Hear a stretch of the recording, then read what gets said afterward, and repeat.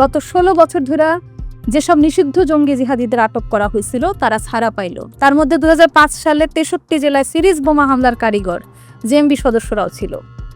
জামাতের নেতৃত্বে মৌলবাদী গোষ্ঠী এখন ক্ষমতার কলকাঠি নাড়তেছে, অথচ তোমরা ভাবছিলা নতুন প্রজন্ম আইসা দেশ শুদ্ধ করে ফেলাইব।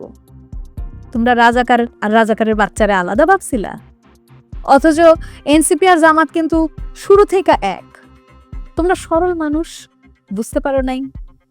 বাংলাদেশ আমেরিকার কুটচালের শিকার আর আক্রমণের টার্গেট হলো আওয়ামী লীগ, এটা যেমন সত্য, সাথে এইটাও সত্য যে এর আগে আমেরিকা যতবার বাংলাদেশকে ধ্বংস করতে চাইছিল সফল হতে পারে নাই। ৭১-এও পাকিস্তানের পক্ষে তারা ৭ম নৌবহর পাঠাইছিল আমাদের সাগরে, তারপর আমরা পাকিস্তানরে হারাইয়া কানে ধরাইয়া মুসলেকা নিয়া ছাইরা দিছি। ৭৫-এ বঙ্গবন্ধু পরিবারে হত্যা কইরাও বাংলাদেশে পকেটে পড়া যায় নাই।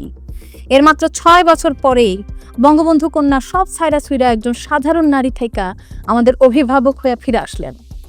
বরাবরের মতো এইখানেও ভারতের ভূমিকা ছিল পরীক্ষিত বন্ধুর মতোই। ২৪-এর এই সংকটও আমরা কাটায় উঠব। তোমাদের আত্মবিশ্বাস নাই? তোমরা পারবা না? আমি জানি সবাই একসাথে থাকলে এর চেয়ে বড় কিছুও তোমরা পারবা। তোমরা বর্গি তাড়াইছো, ব্রিটিশ তাড়াইছো, পাকিস্তানিদের তাড়াইছো, আর সামান্য ডাকাত তাড়াইতে পারবা না? পারবা, প্রত্যেকবার পারছো, এইবারও পারবা।